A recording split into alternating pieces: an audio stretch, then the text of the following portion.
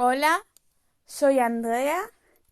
Este es el podcast de la revista Manifiesto Atípico y Diverso, que es una revista donde yo hablo sobre autismo, salud mental, el colectivo LGTB+ y discapacidad, entre otras causas. Hoy es 16 de enero y es el Día Internacional de los Beatles. También es el Día Mundial de la Nieve y el Día Internacional de la Croqueta. Y os explicaré quiénes son los Beatles, cómo se crea la nieve y de dónde son las croquetas en ese mismo orden. Sé que algunos estaréis pensando, ¿un capítulo sobre los Beatles, nieve y croquetas? Pues sí, hoy toca. Primero hablaré sobre los Beatles, después sobre la nieve y por último las croquetas.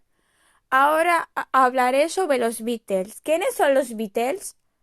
Los Beatles fue una banda de rock británica activa durante la década de 1960 y reconocida como la más exitosa comercialmente y la más elogiada por la crítica en la historia de la música popular y la música rock. ¿Quiénes formaron la banda? John Lennon, guitarra rítmica y vocalista; Paul McCartney, bajo y vocalista; George Harrison, guitarrista solista y vocalista; y Ringo Starr, batería y vocalista. ¿Qué premios han ganado? En 1965, la reina Isabel II nombró a los cuatro Beatles miembros de la Orden del Imperio Británico. La película Let It Be de 1960 de los Beatles ganó un Oscar en 1971 por mejor banda sonora original. Los Beatles, los Beatles han recibido 7 premios Grammy y 15 premios Ivor Novello por sus discos. Han sido certificados con 6 discos de diamante, así como 24 discos multiplatino, 39 discos de platino y 45 discos de oro en los Estados Unidos, mientras que en el Reino Unido tienen 4 discos multiplatino, 4 discos platino, 8 discos de oro y un disco de plata. El grupo fue admitido en el Salón de la Fama del Rock and Roll en 1988 de forma colectiva. Fueron incluidos en la recopilación de la revista Time de las 100 personas más influyentes del siglo XX. En 2009, la Asociación de la Industria Discográfica de Estados Unidos certificó que The Beatles habían logrado vender más discos en los Estados Unidos que cualquier otra banda. The Beatles han tenido más álbumes número 1 en el Reino Unido que en cualquier otro artista musical. Un total de 15 álbumes, sumando con ello un total de 174 semanas de permanencia en la misma posición de la lista musical figuran asimismo en la primera posición como los más grandes artistas de todos los tiempos de las listas Hot 100, Billboard 200 y clasificación de Billboard de 2015. Ahora os pondré algunas de sus canciones para que algunos refresquéis la memoria, otros que seáis fans tengáis vuestro momento de gloria y otros recordéis momentos con las canciones.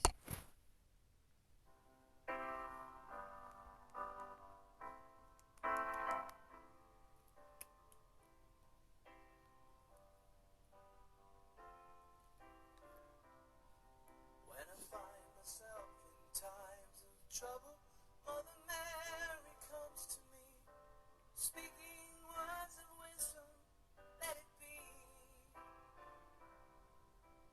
in my hour of darkness, she is standing right in front of me, speaking words of wisdom, let it be.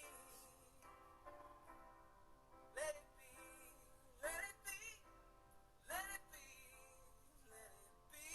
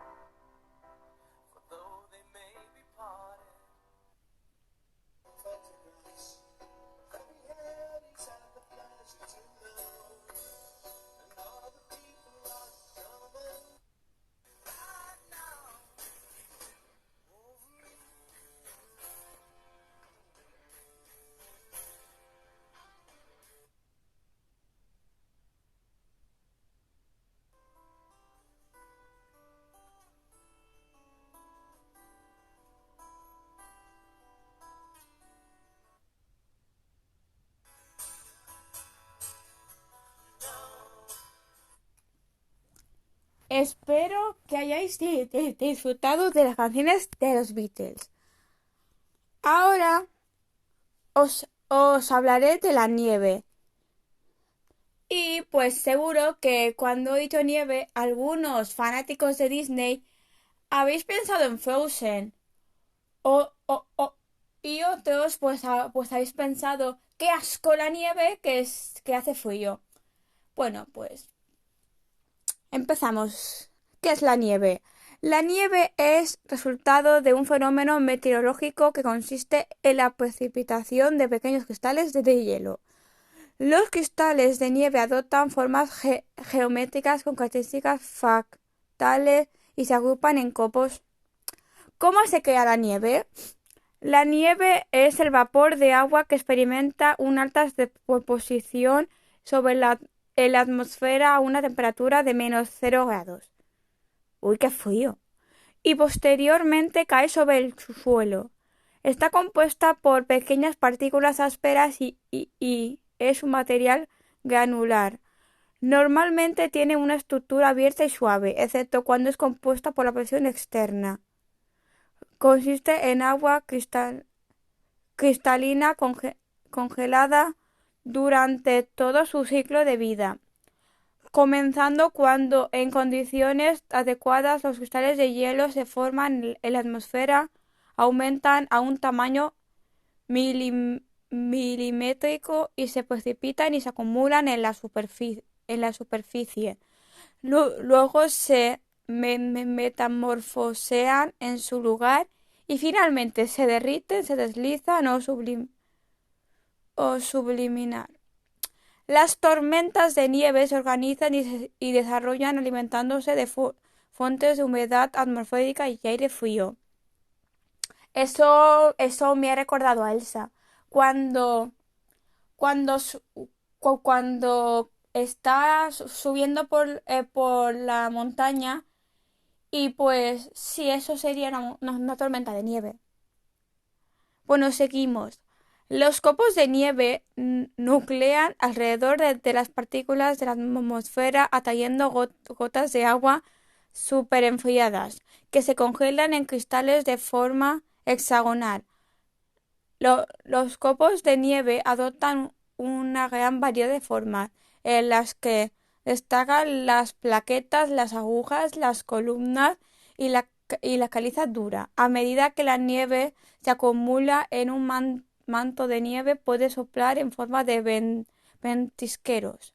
Con el tiempo, la nieve acumulada se metamorfosea por sinterización, sublimación y congelación y descongelación.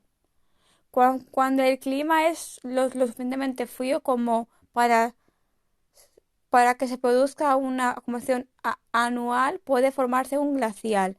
De lo contrario, la nieve suele derretirse estacionalmente, provocando la escorrentia hacia arroyos, ríos y recargando las aguas subterráneas. Las principales zonas propensas a la nieve son las regiones polares, la mitad más septentrional, septentrional, así mejor, del hemisferio norte y las regiones montañosas de todo el mundo con suficiente humedad y temperaturas frías. En el hemisferio sur la nieve se limita principalmente a las zonas montañosas, aparte de la Antártida. La nieve afecta a actividades humanas como el transporte, creando la necesidad de tener las carreteras, las salas y las ventanas despejadas. La agricultura proporcionando agua a los cultivos y salvaguardando el ganado. Los deportes como el esquí, el snowboard y los viajes en moto de nieve y a la guerra. La nieve también afecta a los ecosistemas, ya que proporciona una capa aislante durante el invierno bajo la cual las plantas y los animales pueden sobrevivir al frío. Intensidad de las nevadas. Se clasifican las nevadas dependiendo de la tasa de caída de nieve, la visibilidad y el viento. Nevada débil. Cantidades inferiores a medio centímetro de espesor por hora y la visibilidad superior a un kilómetro. Si la nevada es breve, entonces se trata de una nevisca. Nevada moderada. Cae de 0,5 a 4 centímetros por hora y una visibilidad que fluctúa entre los 500 y 1000 metros. Nevada fuerte, cuando cae más de 4 centímetros por hora y la visibilidad es inferior a 500 metros. Si se presentan vientos sostenidos superiores a 55 kilómetros por hora, 35 mph,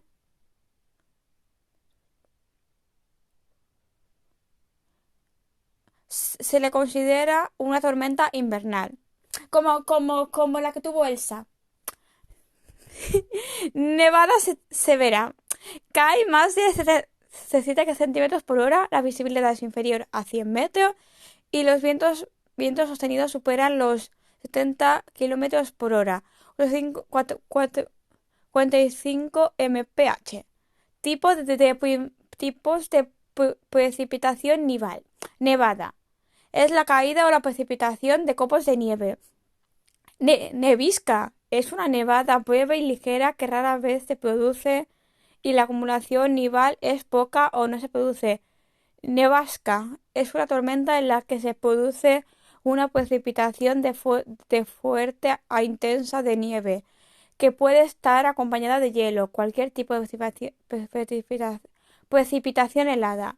Se produce generalmente en alta montaña o altas latitudes y deja al menos 10 centímetros de nieve y ventisca de nieve. No, ventisca, sí, ventisca de nieve. Es una nevada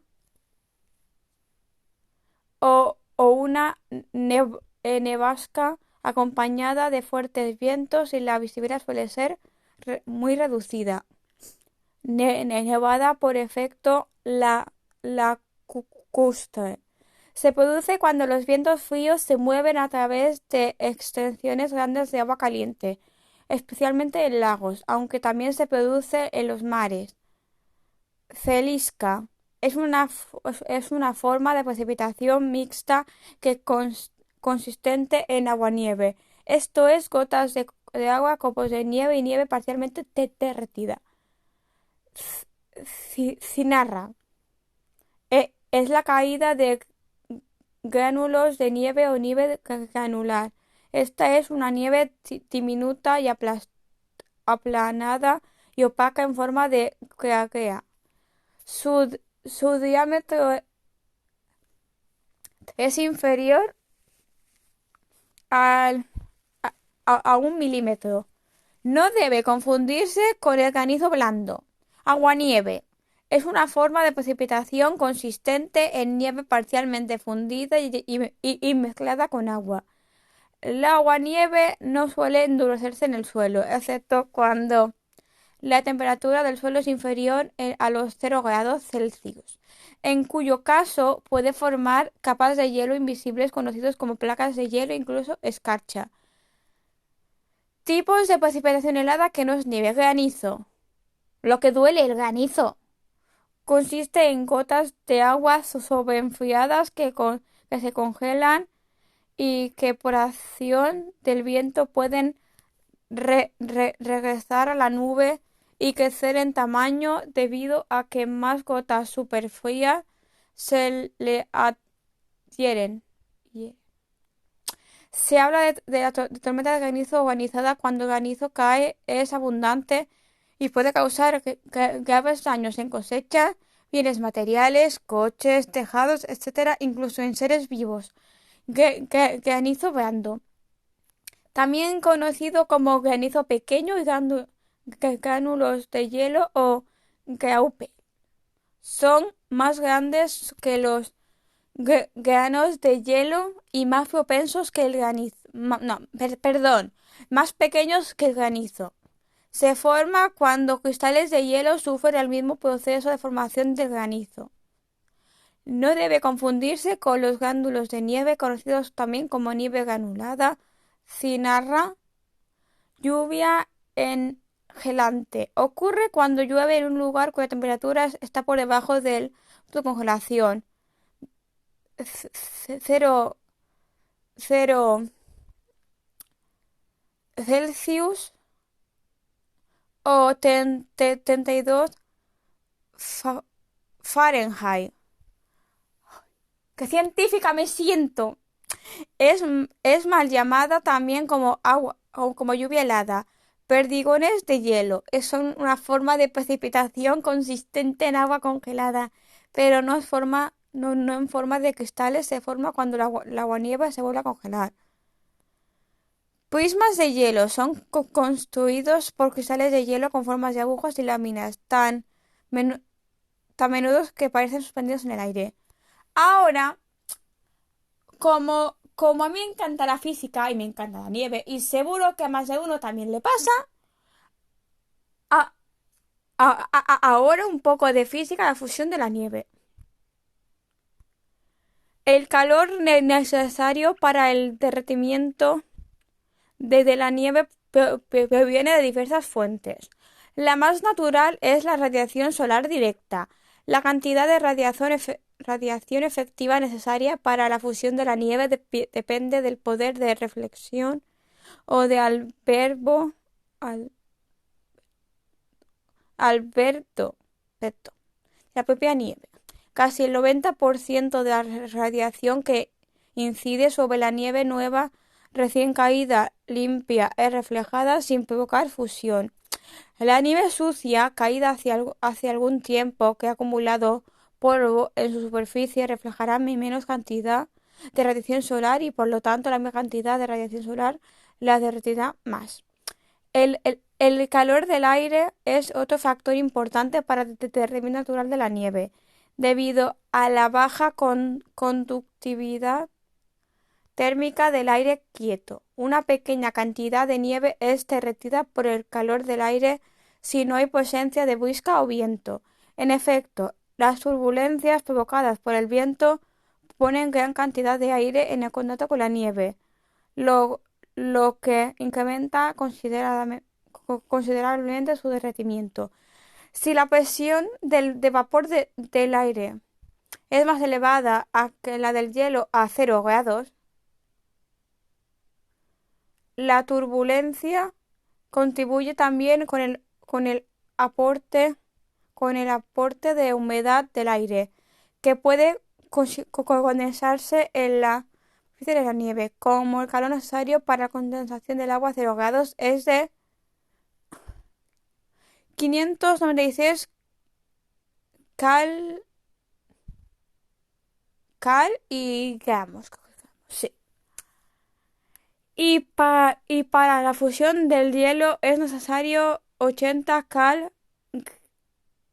gramos. La condensación de 25,4 milímetros de agua en la superficie provocaría el derretimiento de aproximadamente 190 milímetros de agua proveniente de la nieve, como la fusión por convección del aire caliente y por condensación Perdón, que he perdido. Ahora lo he encontrado. Y por condensación dependen proveniente de la nieve, como la fusión No, espera, perdón. Por la condensación dependen de la turbulencia, la velocidad del viento. Es un factor muy importante en la determinación de la velocidad del derretimiento de la nieve. También la lluvia aporta calor a la nieve, ya que el agua de lluvia tiene temperatura superior al punto de congelamiento. La cantidad del agua derretida en milímetros de agua a consecuencia de una precipitación de P milímetros yo- puede ser calculada por expresión calorimétrica simple, donde TW, temperatura del termómetro húmedo en grados Celsius, admitida como siendo la temperatura del agua de lluvia. Si TW igual a 10 grados, entonces es 10 milímetros de lluvia derretirán apenas 125 milímetros de agua de nieve. Como se ve, la precipitación es menos importante como agente de fusión de la nieve de lo que generalmente se piensa. En realidad, los factores responsables del rápido derretimiento de la nieve, de las lluvias, son el aire caliente, los vientos fuertes y el alto tenor de humedad que acompaña las lluvias. Y ahora toca el momento a las croquetas. Croquetas, croquetas.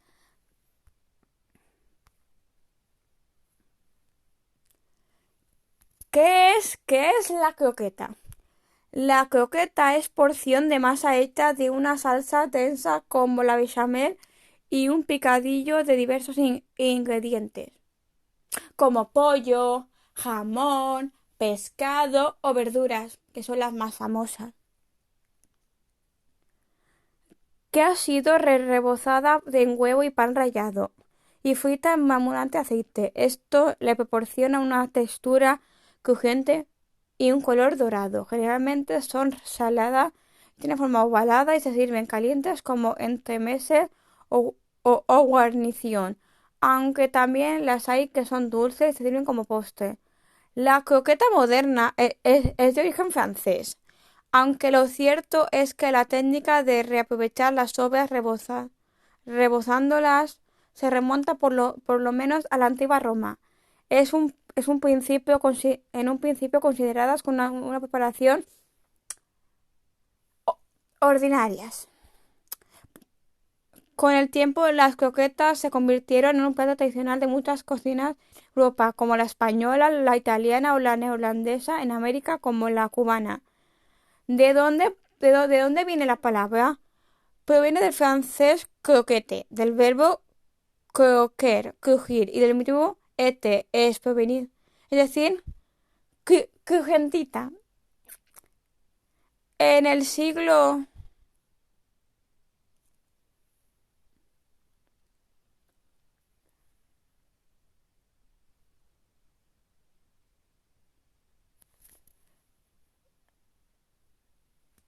Espera un momento.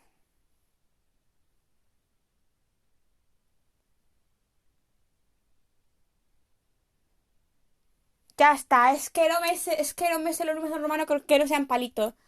Perdón, perdón por la espera.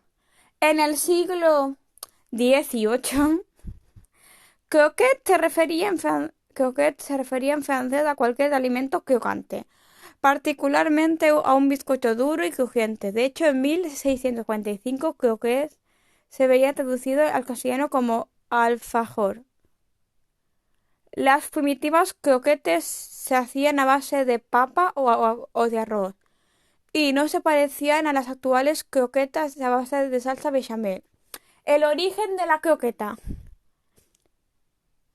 Escribió en 1651 Le Cuisinier François, que en castellano tiene que ser La cocina francesa o algo de lo parecido, libro en el que se incluyó la primera receta escrita de la salsa, cuyo nombre homenajeaba a Luis de Bechamel, marqués de Noirtel, mayordomo en la corte, importante financiero y un caballero de gustos refinados. Historia de la croqueta. Lo otro fue el origen de la croqueta. Vale. La croqueta moderna se origina en el antiguo Reino de Francia. Está extendida a las creencias que fueron inventados en el siglo XIX por el chef Antoine Carême. Sin embargo, aparecen más de un siglo antes de que el recetario Le Cuisine Royal el Bourgeois en 1691, desde François Massielot, el cocinero del duque de Orleans, en el que se puede leer la primera receta de croquetas bajo el nombre de croquet. Es interesante ver cómo ya desde entonces las croquetas se consideraban una técnica de aprovechamiento, al ser una manera más apetecible de servir las vísceras y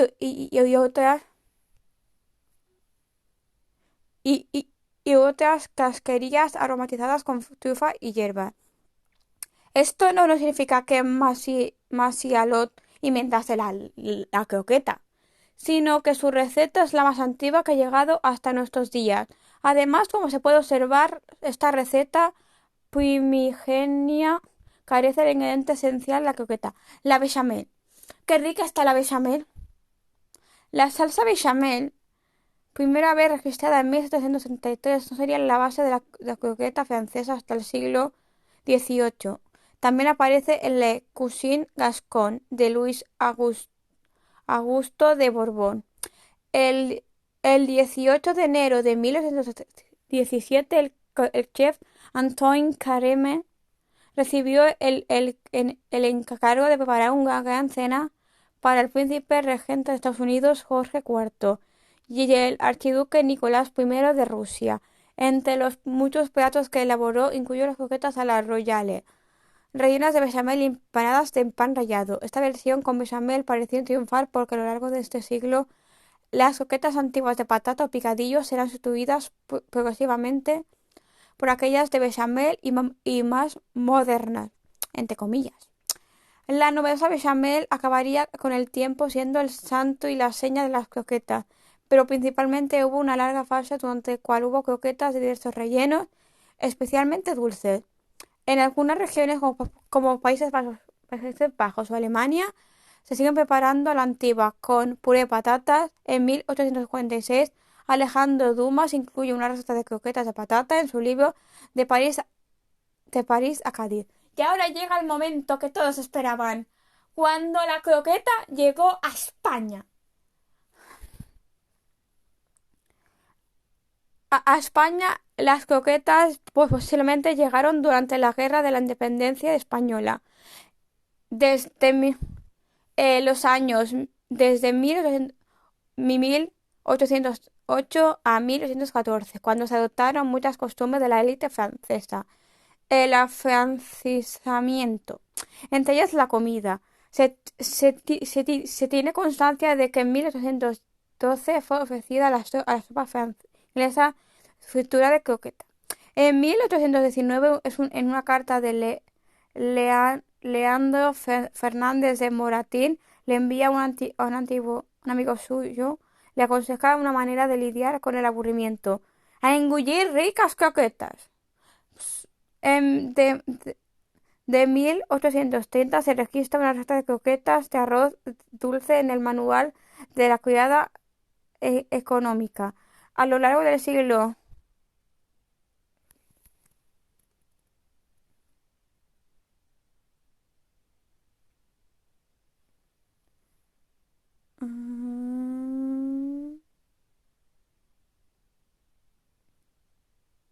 Perdón, es que no me sé los números romanos, que son palitos, perdón. Vale, estamos. En el siglo XIX, sí, aparecen recetas de croquetas en los libros de cocina del reino. La croqueta logró una amplia y rápida aceptación en la cocina española.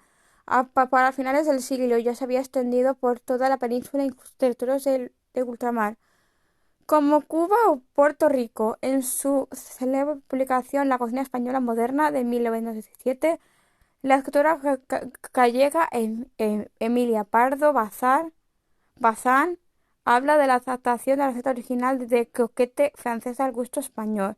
Para la condesa Pardo Bazán, cualquier sabor era susceptible de ser croquetizado, y en su libro incluye croquetas de carne como gallina, buey, ternera, jamón, perdiz o lieve, o de merluza, de besugo, de atún, de bacalao, de remolacha, de patata o de lechuga.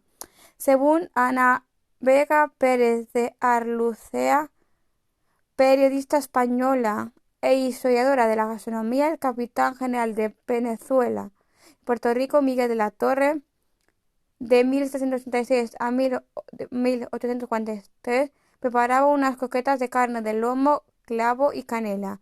En 1866, el diccionario doméstico de Balbino Cortés Morales define las croquetas de bacalao y las de jamón con seso. Y en la descripción os dejaré enlaces que hablan de los sobre los Beatles, croquetas o nieve. Y nos vemos en el próximo capítulo, que es el 20 de enero, el día de la concienciación por los pingüinos. Adiós.